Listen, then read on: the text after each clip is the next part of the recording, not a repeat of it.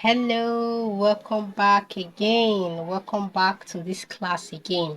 So we will be looking at QWERTY terms and symbols, okay? We are going to be looking at QWERTY terms and symbols in fashion designing, okay? But before we move on to the QWERTY terms and symbol, I quickly want to draw your attention to something.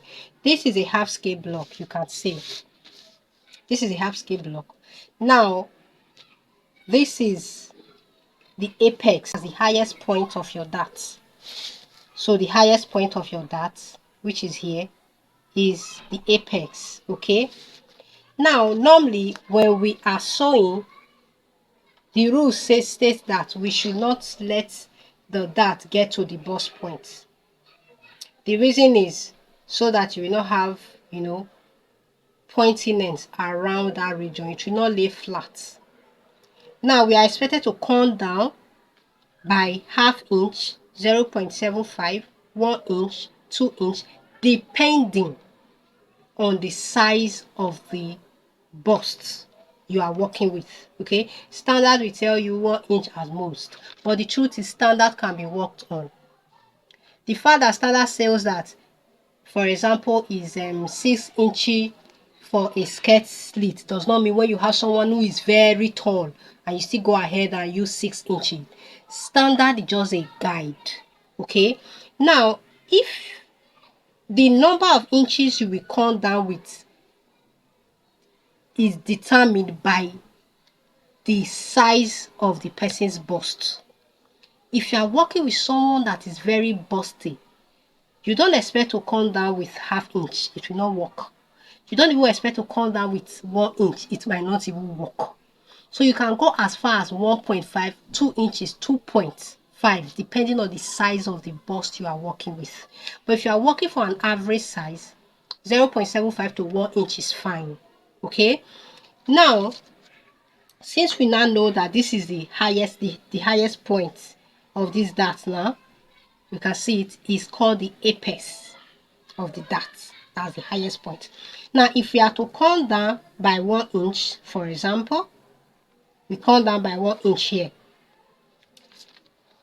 This part is called dart point. So there is difference between bust point or apex of the bust and dart point. Okay. Now this is the apex, the highest point of that bust. By the time you come down by half inch, come down by 0.75, 1 inch, depending on how many inches you want to do. That part is called dart point or dart apex. Okay. Now, since you have known that now, we will go ahead now to mention some of the QWERTY terms and symbols. Okay. Now, first of all, this is the center front. This is the center front. The short form of it is CF. Center front, CF. Then this is the side front, which is SF. Okay. Center front, side front. It's very important you indicate all this because sometimes these patterns can be confusing. So you have the center front, which is the CF. You have the side front, which is the SF. Now also we have the darts. Of course, this is one dart leg. This is one dart leg, dart leg, dart leg. This is another dart leg. Okay. Now what this middle line is called the center line. The center line. What you have inside is called dart intake. What you have inside is called dart intake. Now there are some markings you put on your pattern, especially when you are not the one drafting and at the same time sewing it. There are some markings. Let's assume somebody have drafted the pattern. They want you to help them transfer it to fabric. They don't need to start, calling you to say, oh, this is what you will do. No, they will put all the symbols of the pattern. So when you come, you know what to do. as regards to the symbol you see on that pattern. Now the first sign you will see, or one of the signs, are you see a sign like this. When you see a sign like this, I hope you can see it. Yes, you can see it. When you see a sign like this on your pattern paper, it shows that you should cut on fold. Cut on fold. That is what this symbol represents. Cut on fold. Okay, so wherever you see this symbol, it means that place should be cut on fold. Okay, now you will also see another one like this. You will also see another sign like this. You have a straight line with both. When you see another one like this, it means cut on a straight, line. That's the grain line. It should be straight. Cut on grain line. Let it be straight. Okay, now you will also see another symbol that is slanted. Okay, you will see another symbol that is slanted. When you see this type of marking, it means cut on bias form. Cut on bias form. I hope you know bias form. Bias form is just like this. Cut on bias form. Fold your fabric this way. This is it. This is how to cut on bias. So you can also see signs like this.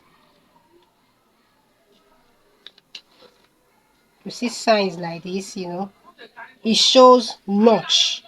This one means notch. There should be a notch in that part. Wherever part you see this kind of sign, it means notch it.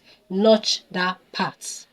Okay, so these are the basic symbols you see on pattern. So let's say, for example, now I can draft this pattern and just give somebody instruction to help me cut. When the person see all this symbol, the person will know how to cut the pattern. Okay, so now let me just tell you a little bit about that manipulation. That manipulation simply means moving your buzz darts all around this pattern. That manipulation means changing the position of one dart to another dart. Is as simple as that. Just changing the position of your dart. Okay, so this your buzz dart now can be moved to any part of this, this your bodies. We are used to moving the buzz dart to the waistline. Like in the half scale we did when we were sewing, remember, we closed the buzz dart and sew the waistline. That means we moved all the darts that were on this bust line to the waistline. That one is very common. But apart from moving it to this waist, you can also move it to other parts of this block, like what I have here. And see what I have here. These are some of the parts. Anywhere around these bodies at all, you can move your dart. This bust dart, you can move it to this part. You can move it to your mid shoulder. You can move it to your shoulder tip. You can move it to your center neckline. You can move it to your center front. You can move it to your side front. You can move it to your mid neckline. You can move it to your, mid armhole. Okay. So this bust dart can be moved around this your pattern. But if you want to know more about that and how to move this bust dart to each of these position seen on this pattern, I will advise you that you take my intermediate O3 class. That class is loaded. If you take that class will open your eyes to things that you need to know about that manipulation. That manipulation is not one big thing. It's not, when people hear it, they are like, no, it's not difficult. It's very simple. It's just for you to understand the basics. So if you want to know how to move all this, how to move your bust dart to each of these parts, take my darts and my intermediate O3 class. That was really explained in that class. Okay, so I hope you now understand some of the symbols and terms we use in fraction designing. Okay, so till we meet again in the next class, I am Glory. Bye.